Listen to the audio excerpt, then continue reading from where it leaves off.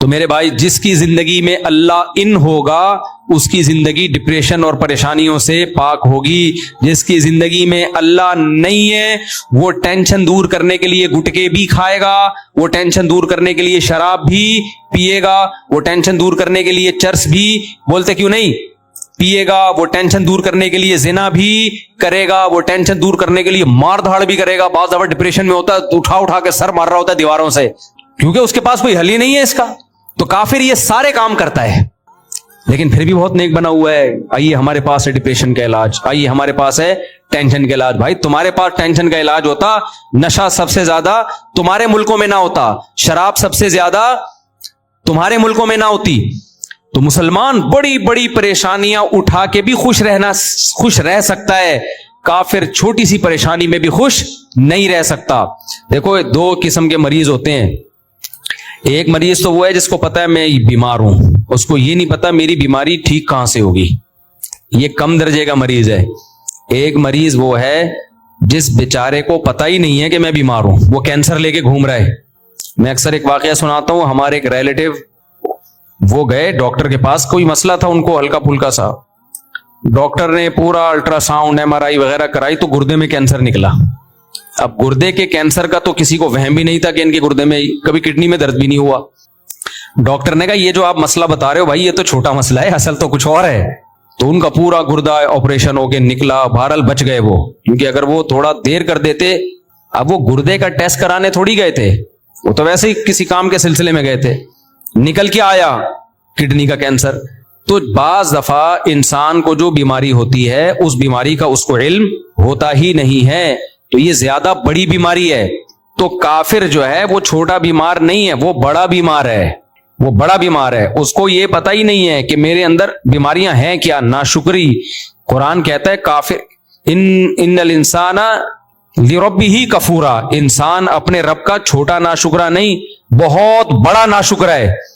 تو آپ مجھے ایک بات بتاؤ, شکر گزار اچھا ہوتا ہے ناشکرا اچھا ہوتا ہے یا شکر گزار اچھا ہوتا ہے؟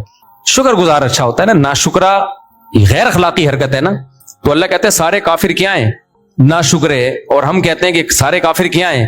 مسلمانوں سے اچھے. ہم کہہ رہے ہوتے ہیں نا منہ سے ارے مسلمانوں سے اچھے ہیں, تو اللہ ان کو یہ کیوں کہہ رہا ہے کہ بہت بڑے ناشکرے ہیں؟ یہ وجہ کیا ہے کہ وہ یہ فیصلہ ہی نہیں کر پا رہے ہیں کہ اصل بیماری ہے کیا, غیر اخلاقی کام ہے کیا. انہوں نے خود سے غیر اخلاقی اور اخلاقی کا معیار متعین کر لیا. خود سے زنا کرنے والے کو برا نہیں سمجھتے, وہ ماں باپ کے ساتھ برا سلوک کرنے والے کو برا نہیں سمجھتے, وہ شراب پینے والے کو برا نہیں سمجھتے, وہ اللہ کا انکار کرنا, اللہ کے ساتھ غیروں کو شریک کرنا, اس کو برا نہیں سمجھتے وہ.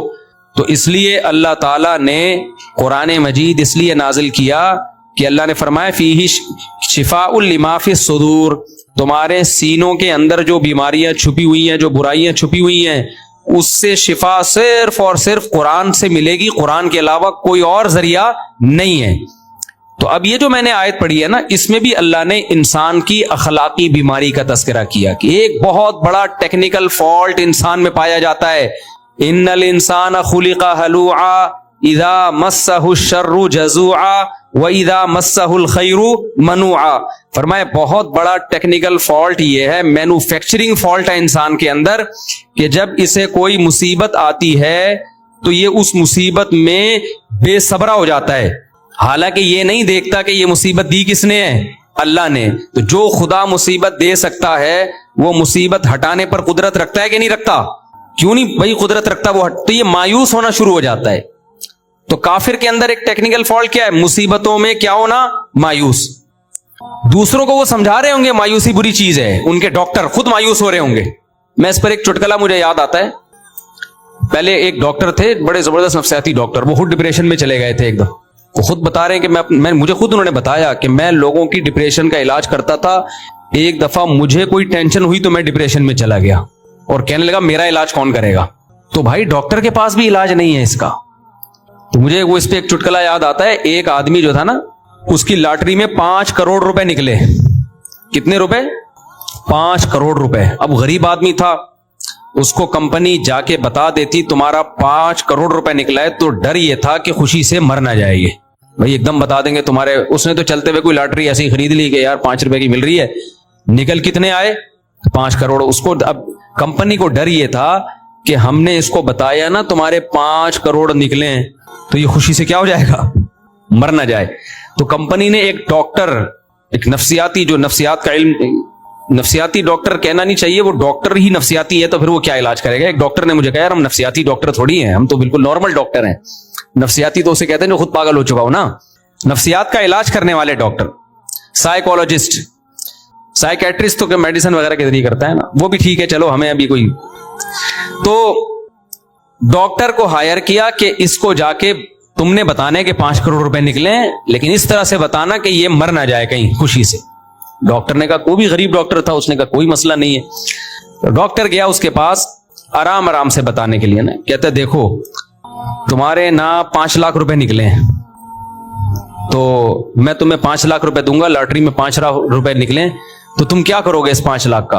اس نے کہا یار زبردست, یہ تو بڑا زبردست ہے, میں 5 لاکھ روپے کا یہ بناؤں گا, یہ بناؤں گا, عمرہ کروں گا, فلانا کروں گا, ڈمکانا کروں گا. اچھا, کہہ رہے نہیں ایکچولی تمہارے 10 لاکھ روپے نکلے ہیں. آہستہ آہستہ اس کو عادی بنا رہے. تو اب بتا تو 10 لاکھ کا کیا کرے گا جب میں تجھے 10 لاکھ دوں گا. اس نے کہا 10 لاکھ کا پھر میں یہ کروں گا, اور کچھ چیزیں بتا دی. ہوتے ہوتے 2 لاکھ, 3 لاکھ, 1 کروڑ, 2 کروڑ, 3 کروڑ, 4 کروڑ, جب 5 کروڑ پہ آیا نا, بولا یار تیرے 5 کروڑ نکلے, بتا تو کیا کرے گا. کہہ رہا میں سارے تجھے دے دوں گا. تو ڈاکٹر مر گیا خوشی سے. سمجھ رہے ہیں نا, جو ڈاکٹر ہے نا وہ کلٹی. وجہ کیا ہے بھائی, اس کو تو سنبھالنے والا ڈاکٹر تھا, وہی خبر جب ڈاکٹر کو ملے گی اس کو کون سمجھائے گا. سمجھ میں آ رہی ہے بات. وہ بھی تو عام انسانوں کی طرح کا ایک انسان ہے نا. تو یہ جو ڈپریشن کے ڈاکٹر ہوتے ہیں نا, آپ کی ڈپریشن ختم کرنے والے اور آپ کے مسائل کا حل کرنے والے, بھائی یہ بھی ہماری طرح کے کیا ہیں, انسان. یہ نہیں کر سکتے آپ کی اسٹریس. تھوڑی بہت میڈیسن اور تھوڑی بہت چیزیں ہوتی ہیں ان کے پاس, اس سے زیادہ کچھ بھی نہیں ہے. یہ خود پریشانیوں میں پاگل ہو جاتے ہیں بیچارے, کیونکہ انسان کی امید کا واحد ذریعہ صرف اور صرف کون ہے, اللہ ہے. اللہ نے قرآن مجید میں ہمارے سامنے ایسے واقعات پیغمبروں کے سنائے جن کو جو ٹینشنیں پہنچی تھیں, جو پریشانیاں پہنچی تھیں, ہم ان کا تصور بھی نہیں کر سکتے. ایسی ایسی پریشانیاں پہنچی ہیں, مگر ان پریشانیوں میں انہوں نے صبر کیسے کیا. کیا وہ ڈاکٹر کے پاس گئے تھے؟ بولو بھائی کیا ہو گیا. دیکھو ابراہیم علیہ السلام کو کتنی بڑی پریشانی, ان کو قوم نے اٹھا کے آگ میں ڈال دیا, پوری قوم ان کی دشمن ہو گئی, تنہا. ابھی یہ امریکہ سے آئے ہیں, 2 شادیاں کی انہوں نے. میں ان کے علاقے میں بھی گیا ہوں, سان فرانسسکو. آپ کے گاؤں کے لوگ بھی سن رہے ہوں گے یہ بیان. ان کا علاقہ ہے لاس اینجلس سے نا, بالکل ویسٹ امریکہ. تو میں نے جب یہاں بیان کیا تو میں نے ان لوگوں نے سوال پوچھا کہ 2 شادیاں کرنی چاہیے. میں نے کہا بھائی وہ امریکہ میں کیوں بولوں کہ 2 شادیاں کرنی چاہیے, وہاں الیگل ہے تو مجھے پکڑیں گے, تو کرنے اپنی ذمہ داری پہ کرو. تو ان کے گاؤں کے لوگ بڑے خوش ہو گئے کہ دیکھو مفتی صاحب کہہ کے گئے یہ نہیں کرنی چاہیے. حالانکہ میں نے یہ نہیں کہا تھا کہ نہیں کرنی چاہیے, یہ مجھے بتا رہے ہیں وہاں یہ پھیلا ہوا ہے کہ مفتی صاحب نے بولا یہاں نہیں کرنی چاہیے. خواتین بہت خوش ہے, حالانکہ میں نے یہ نہیں بولا. میرا مقصد ہے کرنا ہے تو مجھے کیوں پھنسوا رہے ہو بھائی تم. تو اب یہ جب انہوں نے دوسری کی, انہوں نے مجھے ابھی عصر کے بعد یہ ملنے آئے تھے, انہوں نے پورا واقعہ سنایا. میں بالکل اکیلا ہو گیا, میں بالکل ڈپریشن میں چلا گیا, میں بالکل تنہا ہو گیا, خاندان میں کوئی ساتھ دینے والا نہیں. یہاں تک کہ جن دوستوں نے کہا تھا تو ہمت تو کر, ہم ہیں تیرے پیچھے, وہ بھی بھاگ گئے. تو میں نے ان سے کہا میرے ساتھ بھی ایسا ہی ہوا تھا, جنہوں نے دوسری شادی میں اٹینڈ ہونے کے وعدے کیے ہوئے تھے نا مجھ سے, وہ بھی عین موقع پہ بھاگ گئے. انسان تنہا ہو جاتا ہے. تو اب یہ نہیں کہ پوری دنیا ان سے کٹ گئی ہے, چند لوگ خاندان کے کٹ گئے, تو کتنی اسٹریس اور ڈپریشن اس بندے نے محسوس کی ہوگی. سوچو ابراہیم علیہ السلام سے تو پوری دنیا کٹ گئی تھی, ایک شخص بھی ان کا ساتھ دینے والا نہیں ہے. بعد میں جا کے لوط علیہ الصلوۃ والسلام جو ان کے بھانجے, وہ ایمان لے کر آئے. بھانجا تو چھوٹا ہوتا ہے نا بہت. تو اور پھر ابراہیم علیہ السلام اپنے والد کو کیسے سمجھا رہے ہیں, یا ابتی لم تعبدو, اے میرے پیارے ابا آپ ان بتوں کی عبادت کیوں کر رہے ہو, یہ آپ کو نفع نہیں دے سکتے, آپ کو نقصان نہیں دے سکتے. پیار سے سمجھا رہے ہیں. اور آگے رپلائی کیا آ رہا ہے کہ لئن لم تنتہی لارجمنک, اے ابراہیم تو دعوت سے باز نہیں آیا, پتھروں سے مار کے ہلاک کروں گا میں تجھے, معاذ اللہ. اتنا سخت رپلائی جب باپ کی طرف سے بیٹے کو گیا ہے, کس قدر اسٹریس ہوئی ہوگی کہ نہیں ہوئی ہوگی. لیکن کہیں بھی نہیں ہے ابراہیم علیہ السلام نے کوئی محلے کا ڈاکٹر تلاش کیا ہو کہ بھائی دیکھیں یار یہ اتنی ٹینشنوں میں آیا ہوا ہوں, کسی اچھے ڈاکٹر سے رابطہ کرنا ہے. اس زمانے میں بھی حکیم ڈاکٹر تو ہمیشہ سے ہی ہیں. کس قدر الگ ہو گئے اپنی قوم سے, بالکل हिजरत की कि भाई छोड़ के जा रहा हूं अकेले, अल्लाह ने मदद की, हजरत हाजरा आपको मिली, हजरत सारा आपको मिली, आपकी 2 अज़वाज। फिर दूसरी उससे बड़ी टेंशन, आपने हुक्म दिया अपनी बीवी हाजरा को कहां छोड़ के आओ, मक्का में। कितना दूर है वो इलाका भाई, रेगिस्तान का सफर हो, ऊंटों का सफर हो, अर्ज़े शाम से चल के आप जब जहाज में सफर करते हो आपको नजर आता है नीचे रेगिस्तान, सड़कें वड़कें थोड़ी थी, रेगिस्तान में सफर करना है अपनी महबूब जोजा को लेके, कहां, ऐसी जगह जहां मक्का में एक इंसान भी नहीं, कोई बशर भी नहीं, वहां पहुंचा के वापस आ जाना है। किस कदर स्ट्रेस और टेंशन का काम है या नहीं है। जा रहे हैं अपनी जोजा को दूध पीते बच्चे के साथ छोड़ के वापस आ रहे हैं। जोजा भी परेशान, भाई ये क्यों, जोजा ने भी वहां टाइम गुजारा, कोई डॉक्टर तलाश नहीं किया, ना इब्राहिम अलैहिस्सलाम ने। वजह क्या है भाई, वो यकीन है कि ये टेंशन देने वाला कौन है। बोलते क्यों नहीं भाई, जब काम इत्तिफाकी होता है ना टेंशन होती है, जब पता है एक प्लान के तहत हो रहा है टेंशन नहीं होती। इसकी मैं एक मिसाल देता हूं। ये जो काफिर लोग हैं ना, ये समझते हैं दुनिया में जो भी हादसात हो रहे हैं, परेशानी आ रही है, वो बाय चांस है। वो क्या है, बाय चांस ऐसा हो गया, बाय चांस वो मर गया, बाय चांस ये हो गया। तो आदमी कहता है ये चांस मेरे साथ ही ऐसा पता नहीं क्यों हो रहा है, ठीक है ना। इसकी मिसाल देखो, आप कहीं जा रहे थे, आप जब जमीन पे बैठे इत्तिफाक से नीचे कांटा था, धाड़ करके चुभ गया, आपकी चीख निकलेगी ना, गुस्सा भी आएगा, यार ये क्या मुसीबत है, यार ये कौन सुई भूल गया था यहाँ पे। लेकिन एक प्लान के तहत जब सुई चुभ जाती है, डॉक्टर जब चुभोता है, तो वैसी चीख बोलो नहीं निकलती, बल्कि इंसान अपनी चीख पे क्या करता है, कंट्रोल। बल्कि डॉक्टर भी कहता है कंट्रोल, ये खुद नहीं लग रही है, बाकायदा मैं लगा रहा हूं। आपको तसल्ली भी होती है, यार ये डॉक्टर है, ये मेरा खैरख्वाह है, ये मेरे फायदे के लिए टीका लगा रहा है। मुसलमान को ये पता होता है कि जो परेशानियां मेरे ऊपर आ रही हैं बाय चांस नहीं आ रही हैं, ये परेशानियां कौन दे रहा है, अल्लाह। और अल्लाह जालिम नहीं है, अल्लाह मेरा खैरख्वाह है, ये खुद ब खुद नहीं आ रही, वो दे रहा है मुझे आजमाने के लिए, मुझे बनाने के लिए, मेरे गुनाह माफ करने के लिए, मेरे दर्जात बुलंद करने के लिए। ये दुनिया दारुल इम्तिहान है, ये आजमाइश की जगह है, ये पेड़े खाने की जगह नहीं है। ये वो जज्बा है जो काफिर के पास नहीं होता। समझते हो कि नहीं समझते, काफिर इस बहुत बड़ी नेमत से महरूम है, उसको पता ही नहीं। लिहाजा उनके डॉक्टर भी जब परेशान होते हैं ना, तो वो भी डिप्रेशन में जाते हैं। नींद की गोलियां खा खा के सोते रहेंगे, वो एक अलग बात है, लेकिन वो भी टेंशन में जाते हैं। इब्राहिम अलैहिस्सलाम को देख लो, हजरत हाजरा ने जब पूछा ना इब्राहिम अलैहिस्सलाम से, आप मुझे यहां क्यों छोड़ के जा रहे हैं, तो उन्होंने फरमाया अल्लाह का हुक्म है। फरमाया, बुखारी की हदीस है, इज़ल्ला युज़य्यिउना, अगर ये अल्लाह का ऑर्डर है फिर अल्लाह हमें कभी भी जाया नहीं करेगा। जब अल्लाह की तरफ से कोई परेशानी आती है तो अल्लाह नुकसान पहुंचाने के लिए वो परेशानी नहीं दे रहा होता। याकूब अलैहिस्सलाम को देख लो, कुरान में वाकयात भरे हुए हैं। यूनुस अलैहिस्सलाम मछली के पेट में गए, वहां उन्होंने अल्लाह को याद किया। तो मेरे भाई, जिसकी जिंदगी में अल्लाह इन होगा उसकी जिंदगी डिप्रेशन और परेशानियों से पाक होगी। जिसकी जिंदगी में अल्लाह नहीं है वो टेंशन दूर करने के लिए गुटके भी खाएगा, वो टेंशन दूर करने के लिए शराब भी पिएगा, वो टेंशन दूर करने के लिए चर्स भी, बोलते क्यों नहीं, पिएगा, वो टेंशन दूर करने के लिए जिना भी करेगा, वो टेंशन दूर करने के लिए मार धाड़ भी करेगा। बहुत ज्यादा डिप्रेशन में होता है, उठा उठा के सर मार रहा होता है दीवारों से, क्योंकि उसके पास कोई हल ही नहीं है इसका। तो काफिर ये सारे काम करता है लेकिन फिर भी बहुत नेक बना हुआ है। आइए हमारे पास है डिप्रेशन का इलाज, आइए हमारे पास है टेंशन का इलाज। भाई तुम्हारे पास टेंशन का इलाज होता, नशा सबसे ज्यादा तुम्हारे मुल्कों में ना होता, शराब सबसे ज्यादा तुम्हारे मुल्कों में ना होती, तो मुसलमान बड़ी बड़ी परेशानियां उठा के भी खुश रह सकता है। काफिर छोटी सी परेशानी में भी खुश नहीं रह सकता। तो मैं ये अर्ज कर रहा था कि अखलाकियात, इंसान को अंदर से इंसान का बच्चा बनाना, अंदर से ये ठीक हो जाए, ये कुरान के अलावा किसी के बस में नहीं है। तो इस यहां अल्लाह ने फरमाया, इन्नल इंसान खुलिका हलुआ, इंसान जल्दबाज है। इज़ा मस्सहु शर्रु जज़ुआ, जब उसको कोई मुसीबत पहुंचती है चीखने चिल्लाने लगता है, बेसब्री का मुजाहरा करता है। व इज़ा मस्सहुल खैरु मनुआ, जब खुशी पहुंचती है इतराने लगता है, कंजूस बन जाता है।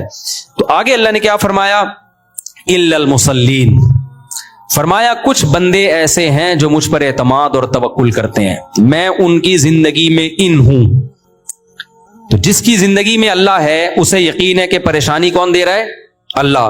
दूर कौन करेगा, अल्लाह। और वो परेशानी दे रहा है मेरे फायदे के लिए, मुझे रुसवा करने के लिए नहीं दे रहा। اگر کوئی یہ سمجھتا ہے نا اللہ مجھے پریشانی دے رہا ہے، اس کو مجھ سے کوئی دشمنی ہے معاذ اللہ، تو حدیث میں آتا ہے پھر جیسا یہ گمان رکھتا ہے اللہ معاملہ ویسا ہی کرتے ہیں اس کے ساتھ۔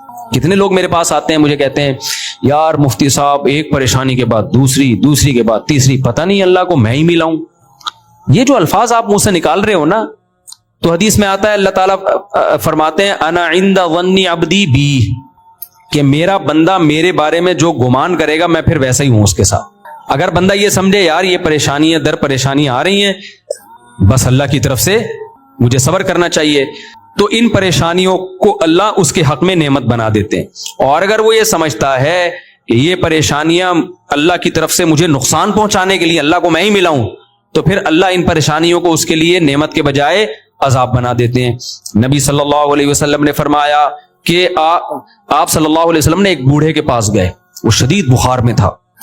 آپ نے فرمایا طہور انشاءاللہ، یہ بخار تمہارے گناہوں کے معاف کرنے کا ذریعہ بنے گا۔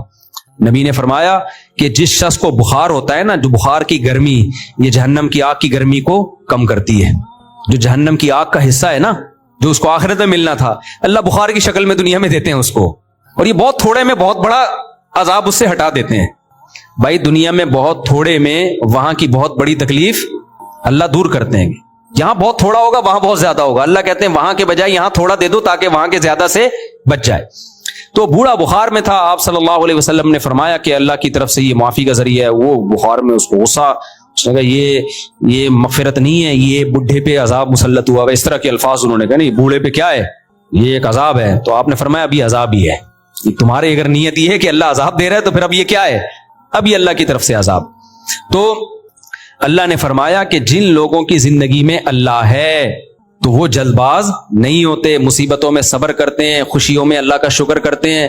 لیکن جن کی زندگیوں میں اللہ ہے ان کی علامتیں کیا ہیں، آگے اللہ نے وہ علامتیں بتائی ہیں، کیونکہ ہر آدمی کہتا ہے میں اللہ کو مانتا ہوں، کہتا ہے کہ نہیں کہتا، تو اللہ نے علامتیں بتائیں۔ فرمایا کہ یہ زبانی دعویٰ قبول نہیں ہے کہ تم کہو میں اللہ پہ ایمان رکھتا ہوں، جن کی زندگی میں اللہ ہے، جو اللہ پہ اعتماد کرتے ہیں، وہ سمجھتے ہیں مصیبت دینے والا بھی اللہ، خوشیاں دینے والا بھی اللہ، تو اللہ نے فرمایا کہ ان کی علامت یہ ہے الا المصلین، کہ وہ نمازیں پابندی سے قائم کرتے ہیں۔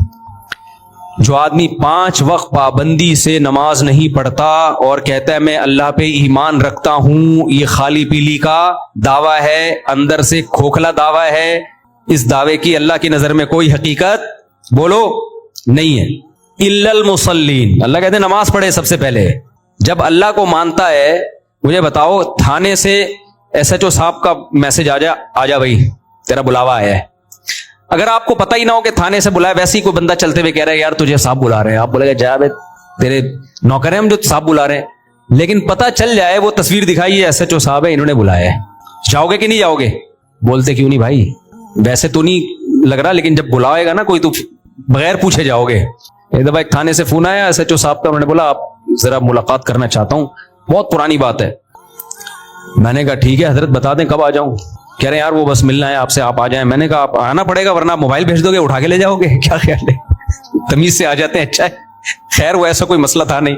تو مولانا تھانوی رحمہ اللہ تعالیٰ کے پاس جب کوئی انگریز کی حکومت کی طرف سے کوئی نوٹس آتا نا کہ کورٹ میں آ جائیں تو وہ چلے جاتے۔ کسی نے کہا کافروں کی حکومت ہے، آپ ایک نوٹس پہ عدالت پہنچ جاتے۔ انہوں نے کہا حکومت تو ہے نا، چاہے کافروں کی یا مسلمانوں کی، تمیز سے نہیں گئے تو کیا کریں گے، اٹھا کے لے جائیں گے، تو بہتر نہیں عزت کے ساتھ چلے جاؤ۔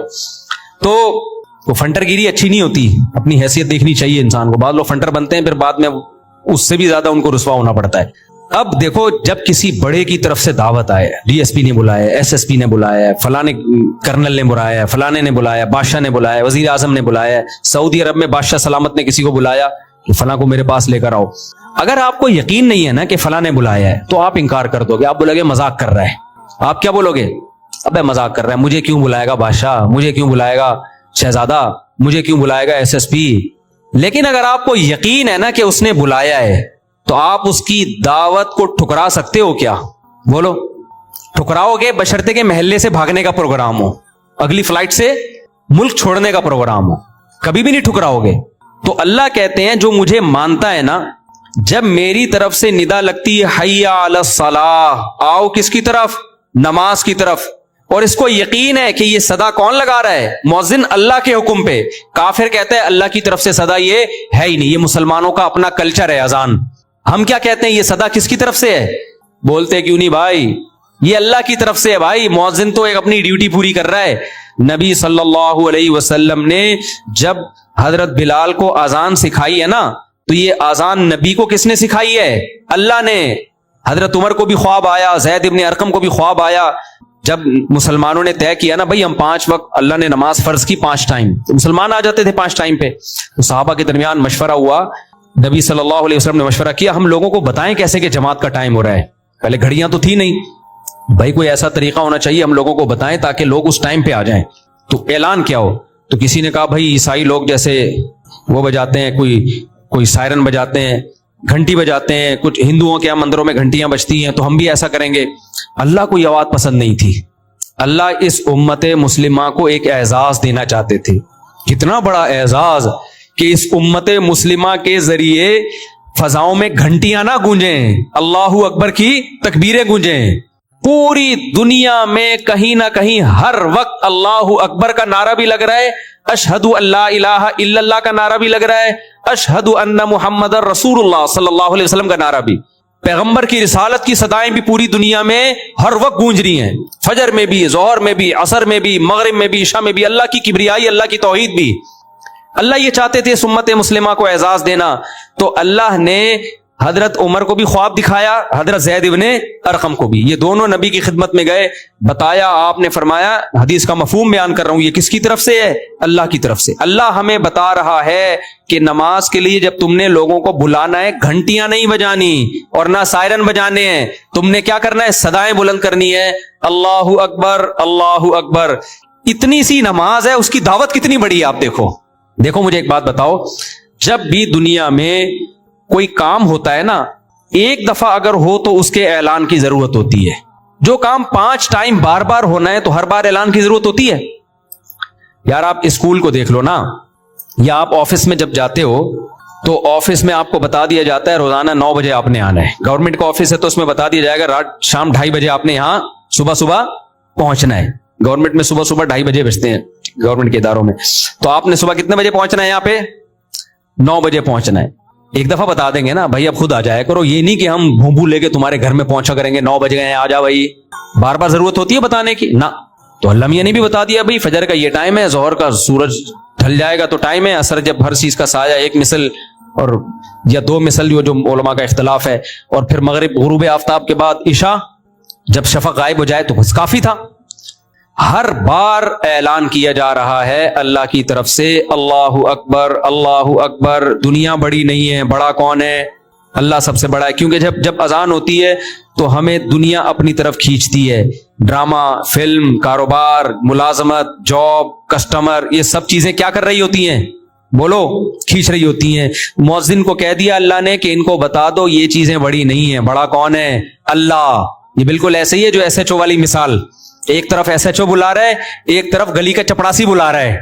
آپ کہہ رہے ہیں میں چپڑاسی کی دعوت پہ جاؤں گا، اگلا بولے گا بیٹا چپڑاسی چھوٹا ہے، تھانے دار کیا ہے؟ بڑا ہے، وہاں چلا جا ورنہ وہ نہیں چھوڑے گا تجھے، اس کو بعد میں نمٹا لینا۔ کہتے ہیں کہ نہیں کہتے؟ بھائی تجھے تیرا باپ بلا رہا ہے، ادھر چلا جا، تو باپ کی دعوت کو ٹھکرا رہا ہے اور ماموں کی دعوت پہ جا رہا ہے، تو بیوقوف ہے یا نہیں ہے؟ باپ پہلے ہے، باقی سب کون ہے؟ بعد میں۔ تو اللہ تعالیٰ بھی قرآن میں کہتے ہیں کہ اذان کے ذریعے یہ کہلوایا اللہ اکبر، اللہ سب سے بڑا ہے، یہ بتا دیا کہ اب اس کے آرڈر کے آگے بیوی، بچے، باپ، ماں، کاروبار، بزنس، جاب، ملازمت، سب کیا ہیں؟ چھوٹے ہیں، بہت چھوٹے ہیں۔ کس قدر موٹیویشن ہے، پھر ایک بار نہیں 4 بار۔ پھر میں گواہی دیتا ہوں اللہ کے سوا کوئی عبادت کے لائق نہیں ہے۔ جب نہیں ہے تو کس کی عبادت کی جائے گی؟ کس کو مانا جائے گا؟ اللہ کو۔ اور ہم جو یہ کہہ رہے ہیں شیطان وسوسہ دل میں ڈال سکتا ہے، بھائی ہو سکتا ہے یہ مسلمانوں نے خود سے عبادت کا ایک طریقہ ایجاد کر لیا ہو سکتا ہے خود سے کسی مولوی صاحب نے فتویٰ دے دیا ہو کہ اللہ اکبر کہہ کے لوگوں کو بلایا کرو۔ نہ ہم گواہی دیتے ہیں اشہد ان محمد رسول اللہ، میں گواہی دیتا ہوں کہ محمد صلی اللہ علیہ وسلم اللہ کے رسول۔ تو جو پیغمبر ہیں انہوں نے یہ دعوت ہمیں سکھائی ہے، تو یہ پیغمبر کی دعوت نہیں ہے۔ میسنجر کا کام اپنا پیغام پہنچانا نہیں ہوتا، میسنجر کا کام اس کا پیغام جس کے وہ میسنجر ہیں۔ تو محمد صلی اللہ علیہ وسلم اللہ کے میسنجر ہیں، لہذا یہ آپ کا اپنا پیغام نہیں ہے، یہ کس کا پیغام ہے؟ اللہ کا ہے۔ اللہ کہہ رہے حی علی الصلاۃ، کتنی زبردست دعوت ہے تو نبی کی رسالت کا اعتراف کر کے اصل میں کیا بتانا ہے کہ یہ اذان نبی کا پیغام نہیں ہے، یہ اذان اصل میں کس کا پیغام ہے؟ اللہ کا پیغام ہے. لہذا آگے جب حی علی الصلاۃ کی دعوت ہوگی، آؤ نماز کی طرف، تو یہ مؤذن کی یا پیغمبر کی دعوت نہیں، ان کی بھی ہے، لیکن اصل کس کی ہے؟ وہ تو نقل کرنے والے ہیں. اصل یہ اللہ کہہ رہا ہے حی علی الصلاۃ. ہم کیوں نہیں آتے نماز کے لیے؟ اس لیے کہ ہم سمجھتے ہیں مؤذن صاحب کہہ رہے ہیں. جب اذان ہو رہی ہے تو کہتے ہیں مؤذن کہہ رہے اللہ اکبر اللہ اکبر، مؤذن اذان دے رہا ہے. حی علی الصلاۃ کہہ رہا ہے، مؤذن کہتے ہیں یار مؤذن صاحب کو چونکہ تنخواہ ملتی ہے لہذا اس نے تو ٹائم پہ کیا کہنا ہے؟ حی علی الصلاۃ ہی کہنا ہے. 2 دفعہ حی علی الصلاۃ کہنا ہے، 1 دفعہ بھی کہے گا تو تنخواہ کیا ہو جائے گی؟ ابے کوئی حی علی الصلاۃ 1 دفعہ کہہ کے نکل لے پتلی گلی سے، اس کو مؤذن کو پوری تنخواہ ملے گی؟ مجھے لگ رہا ہے آپ لوگ کے سمجھ میں آ نہیں رہا بیان. مؤذن 1 دفعہ بھی 1 لفظ بھی چھوڑ دے تنخواہ پوری ملے گی؟ اس کو نہیں ملے گی. لوگ پکڑ کے ماریں گے اذان تو پوری دے. تو ہم یہ سمجھ رہے ہوتے ہیں یہ حی علی الصلاۃ، آؤ نماز کی طرف، یہ اعلان مؤذن کر رہا ہے. میرے بھائی یہ ہماری غلط فہمی ہے، مؤذن نہیں کر رہا. یہ کون کر رہا ہے اعلان؟ یہ اللہ کہہ رہے حی علی الصلاۃ، حی علی الفلاح. ہاں مؤذن کا مقام بلند ہے اس لیے کہ وہ اللہ نے جو اس کے ذمہ ڈیوٹی لگائی وہ اس ڈیوٹی کو پوری کر رہا ہے. اس لیے جب بھی کہیں جنگلوں میں نماز پڑھا کرو نا تو خود اذان دینے کی کوشش کیا کرو. نبی صلی اللہ علیہ وسلم نے فرمایا کہ سب سے اونچی گردن قیامت کے دن مؤذن کی ہوگی. یہ کنایہ ہے عزت سے، کیونکہ وہ 5 ٹائم اللہ کا اعلان فضاؤں میں بلند کرتا ہے. ہمارے حضرت کے ایک شاگرد تھے، شاگرد تو نہیں مرید تھے، وہ PIA میں بہت بڑے آفیسر تھے، بہت بڑے آفیسر، سینئر ترین آفیسر تھے وہ. لیکن جب وہ جامع دارالفتہ آتے نا ہمارے حضرت کے یہاں تو اذان وہ خود دیا کرتے تھے. ان کی کوشش ہوتی جب میں ہوں تو میں ہی اذان دوں، کسی اور کو نہیں اذان دینے دیتے تھے. تو کمال ان کا یہ نہیں تھا کہ اذان دیتے تھے، کمال یہ تھا کہ جب کوئی ان سے ملتا کہ آپ کیا کرتے ہیں تو کہتے تھے میں مفتی رشید احمد صاحب کے ہاں مؤذن ہوں. وہ اپنے اس عہدے کا نہیں بتاتے تھے کہ میں PIA میں اتنا بڑا آفیسر. بھائی پوچھتے ہیں آپ کیا ہو؟ کہتے ہیں میں کیا ہوں بھائی؟ میں مؤذن ہوں. کہتے ہیں یار اتنا پڑھا لکھا آدمی، انگلش ٹھش ٹھش بولتا ہے اور ایسے گیٹ اپ سے بھی لگتا ہے کوئی بڑا آدمی ہے، کھاتا پیتا، اور کام کیا کر رہا ہے یہ مؤذن؟ وجہ کیا تھی؟ وہ کہتے تھے بھائی قیامت کے دن میرا مؤذن ہونا یہ میرے لیے زیادہ بڑا اعزاز ہوگا، PIA کا آفیسر ہونا زیادہ بڑا اعزاز نہیں ہوگا. تو ایسا نہ ہو دنیا میں جب کوئی ملے میں عزت کے لیے بولوں PIA کا آفیسر ہوں، قیامت میں اللہ جب مؤذنوں کو بدلہ دے رہا ہوگا تو اللہ کہے گا تو آفیسر پہلے، مؤذن تو کیا ہے بعد میں. تو جو وہاں کہنا یہاں بھی کیا کہو، یہاں بھی وہی کہو. اللہ کہے گا ادھر تو پیڑے کھانے کے لیے مؤذن نہیں ہوں، کیونکہ مؤذن جب کوئی کہتا نا تو رشتہ ہی نہیں ہوتا. ہمارے محلے میں ایک صاحب تھے، ان کی بھی جاب تھی اچھی، ان کو بھی شوق تھا یار چلو میں بھی اذان دے دیا کروں جا کے. کبھی کبھار وہ بھی اذان دیتے. یہ میرے سامنے کا واقعہ ہے. ان کے رشتے والے آئے، لڑکی والے گھر میں آ کے بیٹھے ہوئے ہیں، وہ سامنے بیٹھے ہیں، لڑکی والے ادھر، لڑکے والے سامنے. یہ لڑکا کہیں چلا گیا اذان دینے، اذان کا ٹائم ہو گیا تھا، حالانکہ اس کی اچھی جاب بھی تھی ایک الگ سے، پراپر مؤذن نہیں تھا یہ چلا گیا. ہماری مسجد میں وہاں نا جہاں ہم پہلے رہا کرتے تھے پراپر مؤذن نہیں تھا. امام صاحب نے کہا تھا جن دن کو اذان دینے کا شوق ہے سب دے سکتے ہیں، کوئی ایک آدمی نہیں ہے جس کو دل چاہتا ہے اذان دے آ کے. تو وہ گئے اذان دینے کے لیے. لڑکی والے نے لڑکے والوں نے فخر سے بتایا ہمارا بیٹا اذان دے رہا ہے. ان کا خیال تھا کہ وہ تو خوش ہو جائیں گے، مسلمان ہیں. تو لڑکی کے ابا نے کہا کہ اچھا یہ آپ کا بیٹا اذان دے رہا ہے؟ ہاں. ہم نے نہیں کرنی بھائی، یہاں پہ ہم مولویوں کو سے شادی نہیں کرتے، تو ہم مولویوں کو نہیں دیتے اپنی بیٹی. وہ رشتہ ہی توڑ کے چلے گئے. یار ابے بھائی تو اس کو ملو تو صحیح، تم دیکھو تو صحیح، اس کو نہیں بس اذان کیوں دے رہا ہے یہ تو مولانا نکلا. مجھے ایک جگہ گھر چاہیے تھا کرائے پہ گھر چاہیے تھا. یہ کچھ وقت پرانی بات ہے. تو میں نے کسی کے ذمے لگایا، اسٹیٹ ایجنٹ کے گھر وزٹ کیا، دیکھا بڑا زبردست. تو میں نے اسٹیٹ ایجنٹ سے کہا کہ یار ان لوگ کو بتا دینا میں ایگری ہوں. اسٹیٹ ایجنٹ، وہ کوئی خاتون اس گھر کی مالک تھی، اسٹیٹ ایجنٹ نے ان کو بتایا کہ خاتون ہے، ان سے رابطہ کیا اور کہا کہ یہ مفتی صاحب ہیں وہ گھر لینا چاہتے ہیں. تو اس خاتون نے ان کو آڈیو بھیجی، وہ آڈیو اس نے مجھے بھیج دی. خاتون مفتیوں کو ہم نے گھر نہیں دینا ہے مطلب کوئی نارمل قسم کے لوگ لے کر آؤ، مفتیوں کو ہم نے گھر، ایسا تنزیہ. ابھی بھی وہ آڈیو میں سنا سکتا ہوں، ابھی میرے موبائل میں پڑی ہوئی ہے اس خاتون کی آڈیو آپ، لیکن وہ سمجھ جائے گی کہ میری بات ہو رہی ہے اس لیے میں سنا نہیں رہا. وہ میں نے واٹس ایپ پہ سنبھال کے رکھی ہوئی ہے. مفتیوں کو ہم نے گھر نہیں دینا ہے. تو میں نے کہا بھائی نہیں دینا تو اس کو نہ دو، ہمیں کیا دوسرا کوئی گھر لے لیں گے، کیا خیال ہے، اللہ کی زمین چھوٹی تھوڑی ہے. خیر، تو کہاں سے کہاں بات چلے گی، جلدی سے بات کو سمیٹتا ہوں میں.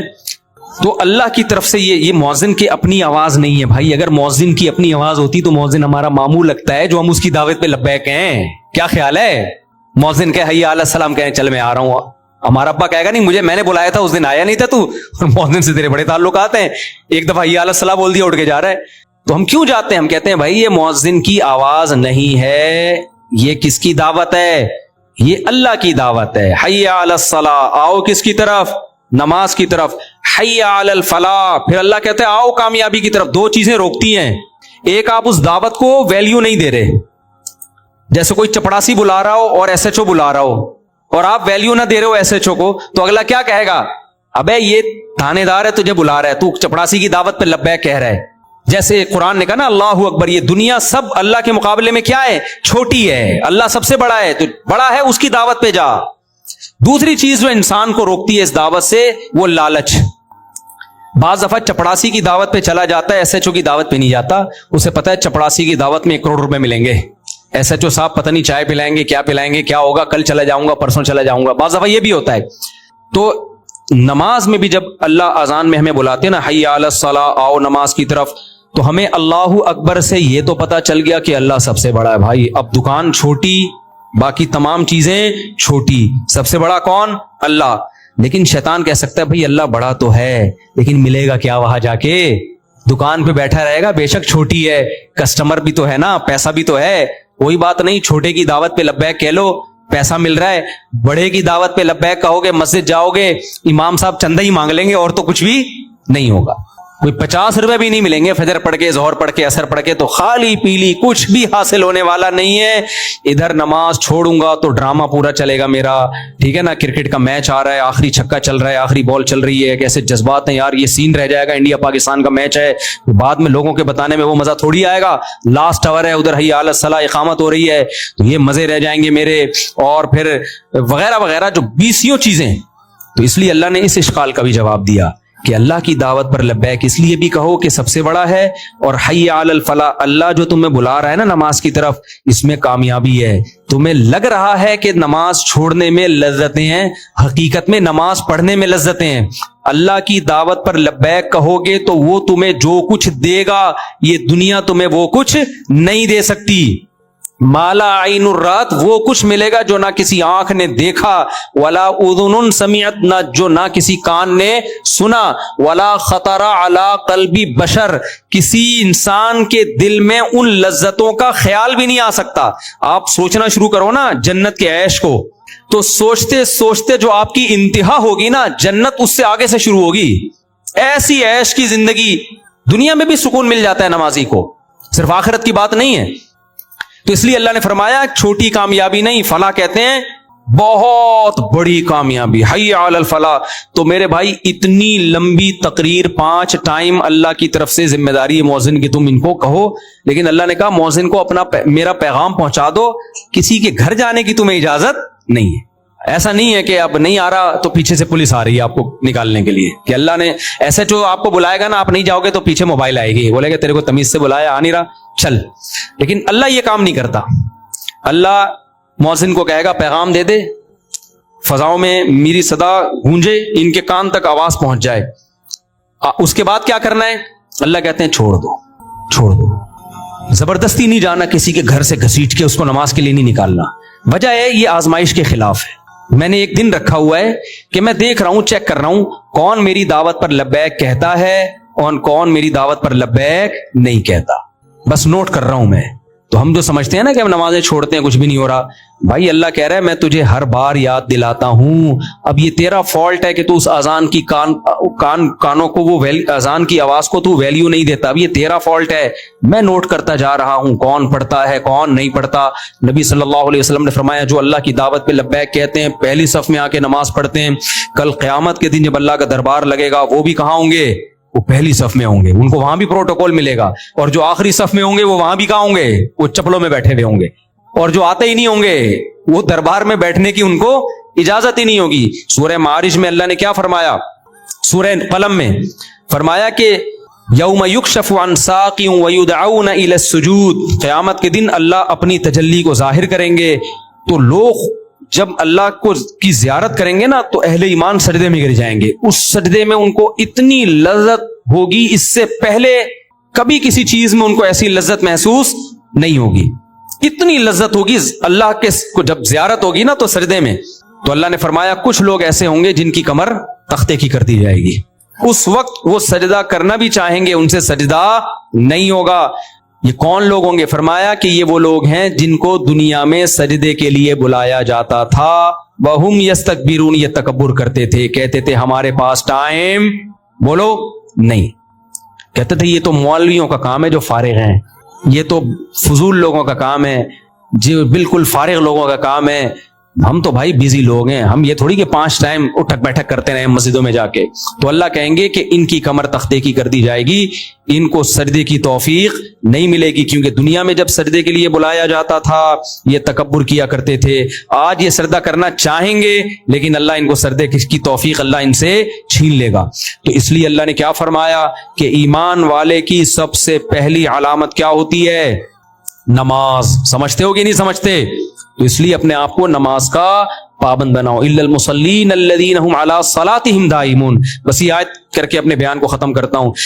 اللہ نے یہ بھی فرمایا کہ نماز پڑھتے نہیں ہیں، نہ اتنا کافی نہیں ہے، کیونکہ ہر مسلمان کبھی نہ کبھی پڑھ لیتا ہے نماز۔ اگر ایسا ہوتا نا نماز پڑھنے پہ اللہ راضی ہو جاتا تو سارے مسلمانوں سے اللہ راضی ہوتا۔ میں نے ایسے بھی پوستی دیکھے ہیں جو کچھ نو عید کے دن آ ہی جاتے ہیں اٹھ کے، کیا خیال ہے بھائی؟ اور ایسے بھی پوستی دیکھے ہیں کہ عید کے دن نہیں ہوگا تو چلو زندگی میں ایک آدھ دفعہ کہتے ہیں چلو یار کیا جا رہا ہے، تو پڑھنے پر نہیں ہے۔ فرمایا ہم علی صلاتہم دائمون، پابندی کرتے ہیں، دوام۔ نہ سفر میں نماز چھوٹتی ہے، نہ حضر میں نماز چھوٹتی ہے، نہ شادی بیاہ میں نماز چھوٹتی ہے، نہ میتوں میں نماز چھوٹتی ہے، نہ بارشوں میں نماز چھوٹتی ہے، نہ قحط میں نماز چھوٹتی ہے، نہ حضر میں نماز چھوٹتی ہے، نہ صحت میں نماز چھوٹتی ہے، نہ بیماری میں نماز چھوٹتی ہے، نہ خوشیوں میں، نہ غموں میں، نہ جہاز میں، نہ ٹرین میں، نہ بس میں، نہ کشتیوں میں۔ آج اچھے نمازیوں کو دیکھا ہے جہاز میں پوستیوں کی طرح پڑے ہوئے ہوں گے۔ ابے لمبا سفر ہے، کہہ رہے ہیں یار اب جہاز میں کیسے پڑھیں بھائی، جہاز میں کیسے پڑھیں بھائی؟ اللہ نے حکم دیا کھڑے ہو کے نہیں پڑھ سکتے، بیٹھ کے نہیں پڑھ سکتے، لیٹ کے۔ اگر نماز قضا کرنے کی اسلام میں کوئی گنجائش ہوتی تو میدان جنگ میں گھوڑے کی پشت پہ جب گھمسان کی جنگ ہو رہی ہوتی اس وقت اللہ کہتا کیا کرو، چھوڑ دو۔ وہاں اجازت نہیں دی ہے تو آپ ماموں کی شادی میں جا رہے ہو بس میں بیٹھ کے، اس میں کہاں سے اجازت مل گئی کہ بس میں سفر ہو رہا ہے ہمارا؟